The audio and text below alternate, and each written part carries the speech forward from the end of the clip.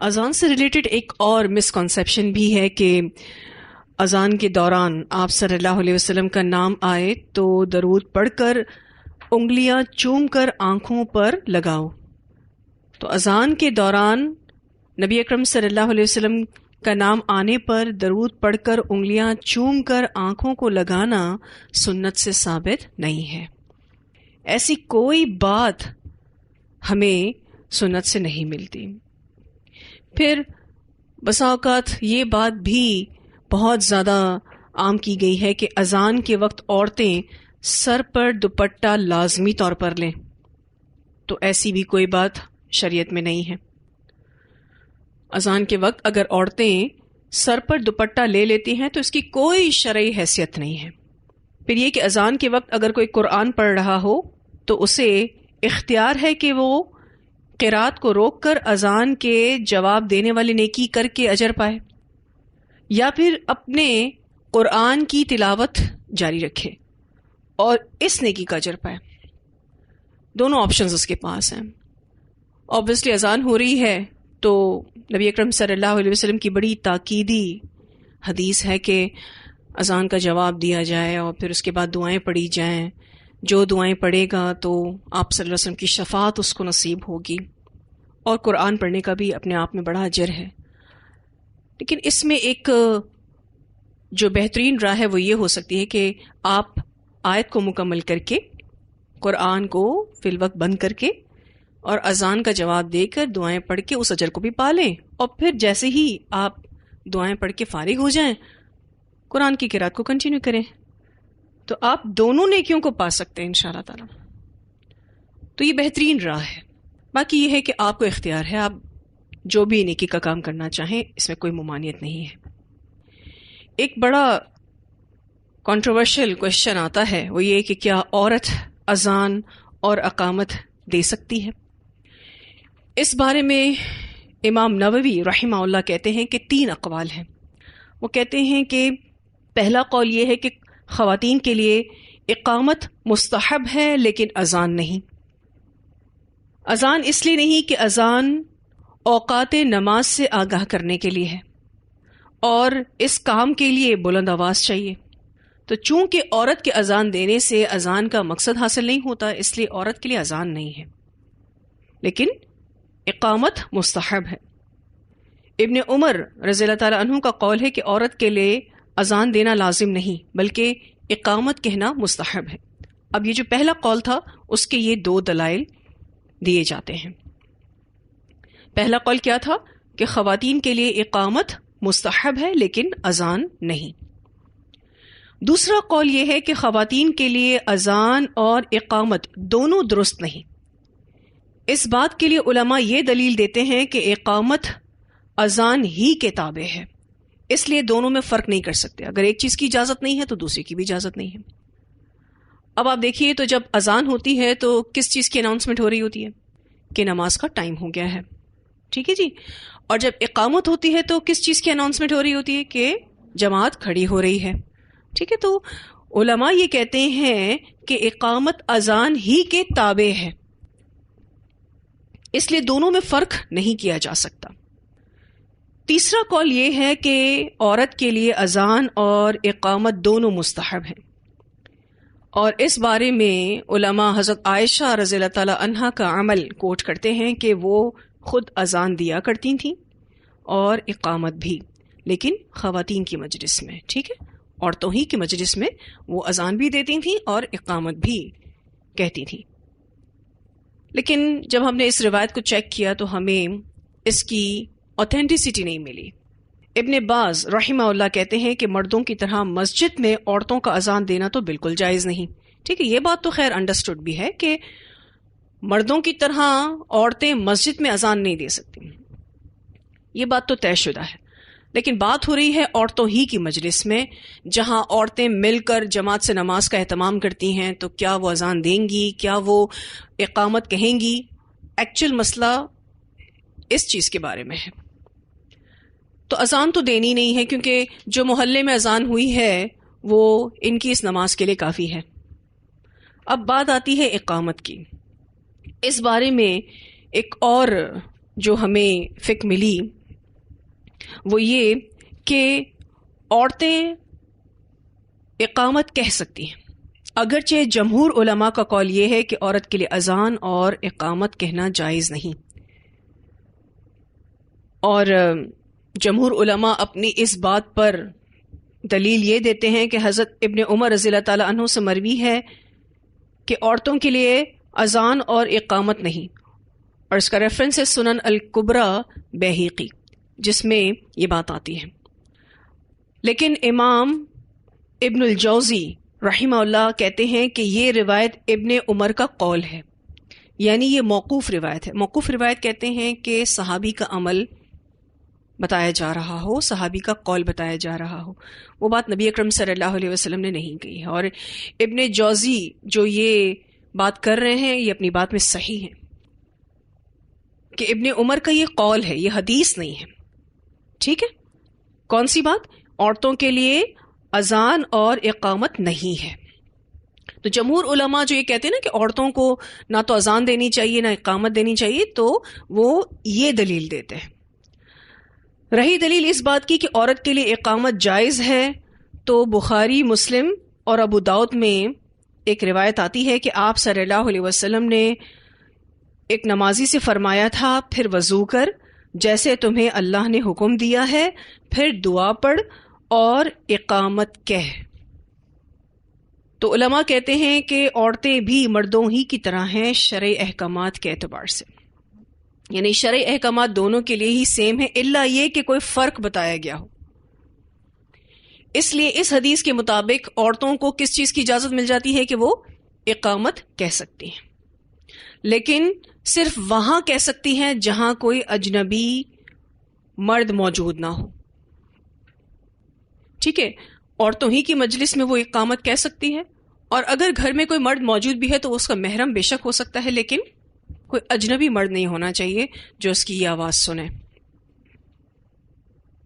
تو یہ بھی ایک فقہ ملتی ہے، لیکن اس میں بھی آپ دیکھیں تو اذان کی اجازت تو پھر بھی عورت کو نہیں ہے، اقامت کی اجازت ہے۔ اور obviously کچھ عورتیں مل کر اگر جماعت سے نماز پڑھ رہی ہیں تو it's a kind of announcement کہ جماعت کھڑی ہو رہی ہے، جو بھی عورتیں جہاں جہاں بھی بیٹھی ہیں وہ آ جائیں اور نماز شروع کی جائے۔ عورت کس طرح سے امامت کرواتی ہے، اس کا کیا طریقہ کار ہے، وہ انشاءاللہ جب ہم امامت کا چیپٹر پڑھیں گے تو تفصیل سے وہاں بات ہوگی۔ ایک عالم ہے، ان کا کہنا یہ ہے کہ عورتوں کے لیے اذان ہو یا اقامت دونوں کہنا جائز نہیں ہے، خواہ وہ کہیں مقیم ہوں یا سفر میں ہوں۔ اذان اور اقامت ایسے اعمال ہیں جو مردوں کے لیے خاص ہیں۔ آپ صلی اللہ علیہ وسلم سے مروی صحیح احادیث سے ایسے ہی ثابت ہے۔ ٹھیک ہے، وہ کہتے ہیں کہ نماز میں اذان اور اقامت صرف مردوں کے حق میں مشروع ہے، یعنی شریعت نے یہ دو کام صرف اور صرف مردوں کو کہے ہیں۔ جس طرح مردوں پر جماعت سے نماز پڑھنا واجب ہے، جبکہ عورتوں کی نماز اپنے گھر میں ادا کرنا افضل ہے۔ البتہ کوئی عورت مسجد جا کر جماعت سے نماز پڑھنا چاہے تو پڑھ سکتی ہے، شریعت نے اس کو اجازت دی ہے۔ اس پر وہ ایک دلیل بھی دیتے ہیں، وہ یہ کہ سیدہ ام ورقہ بنت عبداللہ بن حارث رضی اللہ تعالی عنہا کے گھر نبی اکرم صلی اللہ علیہ وسلم ملنے آیا کرتے تھے، اور ان کے لیے ایک مؤذن مقرر کیا تھا جو ان کے لیے اذان دیتا تھا، اور آپ صلی اللہ علیہ وسلم نے ام ورقہ کو حکم دیا تھا کہ اپنے گھر والوں کی امامت کروائیں۔ اسے ابو داؤد نے روایت کیا ہے۔ اب یہ جو صحابیہ تھیں ام ورقہ اپنے ہی گھر کی عورتوں کی جماعت کرواتی تھیں۔ اچھا، یہ بات یاد رکھیے گا کہ وہ مردوں کی جماعت نہیں کراتی تھی، صرف عورتوں کی جماعت کراتی تھی۔ اب انہوں نے یہ چیز ڈسکس کی نبی اکرم صلی اللہ علیہ وسلم سے، تو آپ صلی اللہ علیہ وسلم نے ایک مرد مؤذن ان کے لیے مقرر کیا۔ جہاں نبی اکرم صلی اللہ علیہ وسلم ام ورقہ کو جماعت سے نماز پڑھانے کی اجازت دے سکتے تھے، وہاں آپ صلی اللہ علیہ وسلم ان کو اذان اور اقامت کی بھی اجازت دے سکتے تھے، لیکن ایسا رسول اللہ صلی اللہ علیہ وسلم نے نہیں کیا۔ تو اس سے کیا بات پتہ چلتی ہے کہ عورتوں کے لیے یہ دونوں کام ہیں ہی نہیں۔ اگر عورتوں کا اذان دینا یا اقامت دینا مشروع ہوتا تو آپ صلی اللہ علیہ وسلم پھر مرد مؤذن مقرر کیوں کرتے؟ ام ورقہ ہی کو اذان کا اور اقامت کا کہہ دیتے۔ اسی لیے جمہور علماء اس بات کے قائل ہیں کہ عورت کے حق میں اذان اور اقامت مشروع نہیں. ٹھیک ہے جی. خلاصہ کیا ہے اس پوری ڈیبیٹ کا؟ خلاصہ یہ ہے کہ اذان تو کسی صورت عورت نہیں دے سکتی. ٹھیک ہے، خواہ وہ عورتوں ہی کی جماعت کرا رہی ہوں. اقامت کے معاملے میں نرمی ہے. اگر عورت جماعت سے نماز پڑھا رہی ہے، کوئی اور عورت اقامت کہہ دیتی ہے، تو اس کے جائز ہونے کے ابھی بھی ہمیں آثار ملتے ہیں. لیکن اگر اس معاملے میں بھی کسی کو کوئی شک اور شبہ آتا ہے تو چھوڑ دے. اگر عورت جماعت سے نماز پڑھا رہی ہے، اس سے پہلے اقامت نہیں ہوتی، تو ایسا تھوڑی نہ ہے کہ نماز نہیں ہوگی، نماز تو ہو جائے گی. تو اگر کوئی چیز آپ کو شک میں ڈالتی ہے تو آپ چھوڑ دیجئے. لیکن اگر آپ اس دلیل کو لینا چاہیں تو اس میں بھی کوئی مذائقہ نہیں. کون سی والی دلیل کو؟ کہ جس میں یہ بتایا گیا ہے کہ عورت اقامت دے سکتی ہے، عورت کا اقامت دینا جائز ہے. تو یہاں الحمدللہ ہمارا یہ اذان اور اقامت کا چیپٹر مکمل ہوا. مجھے بتائیے کہ کیا آپ کو پوری طرح سے واضح ہے؟ کوئی ایسی چیز جو آپ اذان سے ریلیٹڈ پوچھنا چاہیں؟ یہ سوال ہے کہ مالز وغیرہ میں جاتے ہیں یا کسی اسٹور وغیرہ میں جاتے ہیں اور پھر وہ نماز کے ٹائم پر اذان کو باقاعدہ پلے کرتے ہیں، اور جتنے بھی ورکرز ہوتے ہیں ان کو یہ انسٹرکشنز ہوتی ہیں کہ جب تک اذان ہو رہی ہے تب تک کام نہیں کیا جائے گا، کوئی بلنگ نہیں ہوگی، کچھ نہیں ہوگا، سب اپنے کاموں کو چھوڑ کر اذان سنیں گے. اور آبویسلی اس کے پیچھے کانسیپٹ یہی ہوتا ہے کہ اذان کو غور سے سنا جائے اور اس کا جواب دیا جائے اور دعائیں پڑھی جائیں، پھر اس کے بعد کام شروع کیا جائے گا. تو کیا ایسا کرنا چاہیے؟ تو دیکھیں، ویسے تو اصولاً اگر اذان ہو رہی ہے تو آپ کو اذان کو غور سے سننا ہے اور اس کا جواب بھی دینا ہے اور اس کے بعد دعائیں بھی پڑھنی ہیں. لیکن اگر آپ کے ہاتھ کسی کام میں بزی ہیں تو آپ وہ کام کر سکتے ہیں، چاہیں تو روک بھی سکتے ہیں.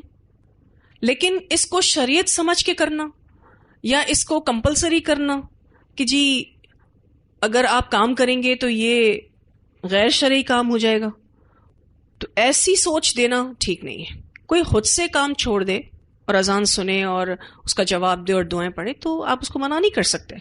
لیکن اگر کوئی کام کر بھی رہا ہو اور اذان کا جواب دے رہا ہے، دعائیں بھی پڑھ رہا ہے، تو آپ اس کو بھی منع نہیں کر سکتے، کیونکہ شریعت نے ایسی کوئی پابندی نہیں لگائی ہے. تو ہو سکتا ہے کہ اگر کسی اسٹور میں اس طرح کی چیز کی جا رہی ہو تو لوگوں کو اذان کی اہمیت دلانا مقصود ہو، لیکن اہمیت دلانے کے لیے بھی کوئی ایسا طریقہ کار اختیار نہیں کرنا چاہیے کہ جس کو لوگ کیا سمجھ لیں؟ شریعت سمجھ لیں. ٹھیک ہے جی. اور کوئی سوال کسی کا؟ وسیلہ جو ہے وہ جنت کے بلند اور بالا درجے کا نام ہے، اس کا نام ہے وسیلہ. جیسے کہ ایک جنت ہے جس کا نام ہے فردوس، ایک جنت عدن ہے، تو یہ نام ہے جنت کا وسیلہ. ایکچولی وسیلہ جو ورڈ ہے اپنے آپ میں اس کا مطلب ہوتا ہے کہ سورس، ذریعہ. ٹھیک ہے. لیکن جو ہم اذان کے بعد کی دعا میں وسیلہ بول رہے ہیں اس کی کلیریفیکیشن خود نبی اکرم صلی اللہ علیہ وسلم نے کر دی ہے کہ یہ جو وسیلہ ہے نا، یہ وہ وسیلہ نہیں ہے، سورس کی بات نہیں ہو رہی، یہ ایک جنت ہے اور یہ عرش الہی کے ساتھ کنیکٹڈ ہے. بہت اسپیشل جنت ہے اور صرف ایک آدمی کو ہی ملے گی پوری جنت.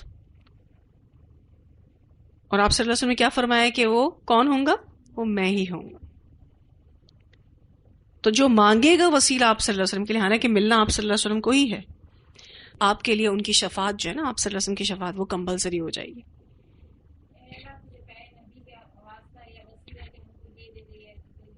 شرک ہے، یہ تو سیدھا شرک ہے. کیونکہ آپ صلی اللہ علیہ وسلم کی کوئی ایک دعا ایسی بتا دیں یا کسی صحابی کی کوئی ایسی دعا بتا دیں کہ جس میں انہوں نے کہا ہو کہ اللہ ہم تیرے نبی کے واسطے سے مانگتے ہیں یا ان کے صدقے تو ہمیں عطا کر یا ان کے وسیلے سے تو ہمیں عطا کر. کسی صحابی نے ایسا نہیں مانگا. ایون کبھی آپ صلی اللہ علیہ وسلم نے نہیں کہا کہ اے اللہ تو ابراہیم علیہ السلام کے صدقے مجھے نصیب کر. آپ صلی اللہ علیہ وسلم تو کہہ سکتے تھے نا، ان کے والد تھے ابراہیم علیہ السلام، دیکھا جائے تو انہی کی جنریشن سے تھے نا. آپ صلی اللہ علیہ وسلم کہتے ہیں نا میں اپنے باپ ابراہیم کی دعا ہوں، کہتے ہیں نا آپ صلی اللہ علیہ وسلم کی حدیث ہے یہ. تو کبھی تو نہیں کہا کہ اللہ عیسیٰ کا واسطہ جس کو تو نے بغیر باپ کے پیدا کیا، اے اللہ تو موسیٰ کا واسطہ جس کو تو نے کلیم اللہ بنایا، اے اللہ تو ابراہیم کا واسطہ جو خلیل اللہ ہے مجھے عطا کر. کبھی کہا ہو آپ صلی اللہ علیہ وسلم؟ ہم کیوں کہیں پھر ایسا؟ غلط تو بہت کچھ ہو رہا ہے، بہت کچھ ہو رہا ہے. اب ہم سب کو تو جسٹیفائی نہیں کر سکتے کہ آخر وہ کیوں اس طرح سے غلط کر رہے ہیں، لیکن ہم تو سمجھتے ہیں نا اس چیز کو. آپ اپنے نیک اعمال کا وسیلہ مانگ سکتے ہیں، لیکن آپ جو فوت شدگان ہیں ان کا وسیلہ نہیں دے سکتے. اللہ کی صفات کا کر سکتے ہیں. ٹھیک ہے جی، تو اذان سے ریلیٹڈ اور کوئی سوال کسی کا؟ ان کا یہ سوال ہے کہ نبی اکرم صلی اللہ علیہ وسلم کا جب اذان میں نام آتا ہے تو کیا اس وقت درود پڑھنا چاہیے؟ ٹھیک ہے، یہ بات تو کہ انگلیاں چوم کے آنکھوں پر لگانا یہ تو سنت سے ثابت نہیں، درود پڑھنا بھی ثابت نہیں ہے. درود آپ کو پڑھنا ہے جیسے ہی اذان کمپلیٹ ہو جاتی ہے، اور یہ کام نبی اکرم صلی اللہ علیہ وسلم نے کرنے کو کہا ہے. ایون آپ دیکھیے کہ اذان سے پہلے جو درود پڑھا جاتا ہے وہ بھی سنت سے ثابت نہیں ہے. کتنی مساجد میں ایسا ہوتا ہے، اور اگر آپ ان سے کچھ کہیں تو وہ کہتے ہیں کہ بھئی درود ہی پڑھا جا رہا ہے نا، آپ کو کیا تکلیف ہے؟ کوئی تکلیف نہیں ہے کسی کو بھی. تکلیف دراصل یہ ہے کہ ہم شریعت میں نہ تو کوئی کمی کر سکتے ہیں اور نہ کوئی بیشی. ایکچوئل مسئلہ یہاں آ جاتا ہے. کل کو تو کوئی کہے گا میں ظہر کی 5 رکعت پڑھتا ہوں، 1 رکعت اضافی پڑھ رہا ہوں نا، کسی کو کیا تکلیف ہے؟ کیوں خود کو 4 رکعت پر روکنا ہے؟ کیونکہ نبی اکرم صلی اللہ علیہ وسلم نے ایسا کیا. کل کو تو لوگ جانے کیا کیا اضافہ کر دیں گے یہ کہہ کر کہ یہ کام تو نیکی کا ہے، آپ کیوں روک رہے ہو لوگوں کو؟ یہ کوئی دلیل تھوڑی نہ ہوئی. دلیل رسول اللہ صلی اللہ علیہ وسلم کا کہنا ہے. کسی بھی عمل کو اگر نبی اکرم صلی اللہ علیہ وسلم ریکمینڈ کر رہے ہیں سر آنکھوں پر obviously کرنا ہے، نہ کریں تو گناہ ہے. اور آپ دیکھیے کہ آپ صلی اللہ علیہ وسلم کو بتانے والے تو اللہ تعالیٰ ہیں. جیسے اللہ تعالیٰ نے قرآن میں ہماری رہنمائی کی ہے، بالکل اسی طرح سے اللہ سبحانہ تعالیٰ نے ہماری احادیث کے ذریعے بھی رہنمائی کی. بس انہی 2 چیزوں تک خود کو رکھنا ہے، اس کے آگے تیسری چوتھی کوئی چیز نہیں. یہ بھی کر لیں گے نا تو انشاءاللہ یہ 2 چیزیں آپ کی حفاظت کرتی رہیں گی اور جنت تک چھوڑ کر آئیں گی انشاءاللہ. جی دیکھیں، اشہد ان محمد رسول اللہ جب آتا ہے تو آپ اگر دل میں صلی اللہ علیہ وسلم پڑھتے ہیں تو ہم اس حدیث پر عمل کر رہے ہوتے ہیں. نبی اکرم صلی اللہ علیہ وسلم کا نام آئے تو ہمیں درود پڑھنا چاہیے، نو ڈاؤٹ یہ حدیث بالکل ٹھیک ہے. لیکن اذان سے ریلیٹڈ جو حدیث ہے اس میں نبی اکرم صلی اللہ علیہ وسلم نے فرمایا کہ جیسا مؤذن کہے ویسا تم کہو. تو میں اور آپ جو ہے وہ رسول اللہ صلی اللہ علیہ وسلم کے فٹ سٹیپس کو فالو کریں گے، ہم آپ کی اتباع کریں گے. آپ صلی اللہ علیہ وسلم کے کسی صحابی نے اس وقت صلی اللہ علیہ وسلم کا اضافہ نہیں کیا. اور دیکھیں اس ٹائم پر آپ صلی اللہ علیہ وسلم نہیں بول پائے کیونکہ آپ حدیث کو ایز اٹ از فالو کر رہے ہیں. تو فوری طور پر جیسی اذان مکمل ہو جاتی ہے آپ درود پاک پڑھتے ہیں، کیونکہ اس ٹائم پر آپ نہیں پڑھ سکے تو وہ پینڈنگ پر چھوڑا گیا اور اس کو اینڈ پر رکھا گیا ہے کہ جیسی اذان ختم ہو جائے گی پہلا کام آپ کو درود پڑھنا ہے، کیونکہ نبی اکرم صلی اللہ علیہ وسلم کا نام آیا تھا اور آپ نے اذان کے ایز اٹ از الفاظ دہرائے تھے، کیونکہ ایسا کرنے کو کس نے کہا ہے؟ آپ صلی اللہ علیہ وسلم. ٹھیک ہے، تو انشاءاللہ آپ کو سنت پر عمل کرنے کا اجر ملے گا. جی اذان جو ہے وہ سلولی دی جاتی ہے اور اقامت اس سے ذرا فاسٹ دی جاتی ہے، تھوڑی تیزی کے ساتھ دی جاتی ہے. اور یہ بھی نبی اکرم صلی اللہ علیہ وسلم کی انسٹرکشنز ہیں کہ اذان کو ٹھہر ٹھہر کر دو اور اقامت کو جلدی جلدی دو. اقامت کا جواب نہیں ہے کوئی بھی. ایون قد قامت الصلاۃ میں ایک جواب ابو داؤد کی روایت میں آتا ہے تو وہ جواب بھی آپ اس لیے نہیں دے سکتے کیونکہ وہ روایت ضعیف ہے. ٹھیک ہے، اور وہ جواب تھا اقامہ اللہ و ادامہ، تو آپ کو یہ جواب بھی نہیں دینا. ویسے اقامت کا کوئی جواب نہیں ہے، صرف یہ ایک چھوٹا جواب ملتا ہے اور وہ صرف اور صرف اسی حصے کا جواب ملتا ہے، لیکن وہ بھی ضعیف حدیث ہے، اس لیے obviously آپ اس کو عمل میں نہیں لائیں گے. اسی طرح سے میں نے آپ کو یہ بھی بتایا تھا کہ الصلاۃ خیر من النوم کا جواب الصلاۃ خیر من النوم ہی ہے. ایک جواب یہ بھی بتایا جاتا ہے صدقتا و بریرتا، تو یہ بھی حدیث سے ثابت نہیں ہے، اس کی کوئی اصل نہیں ہے. تو اذان کا چیپٹر آج الحمدللہ ہمارے یہاں مکمل ہوا. وآخر دعوانا ان الحمدللہ رب العالمین. سبحانک اللہم و بحمدک نشہد ان لا الہ الا انت نستغفرک و نتوب الیک.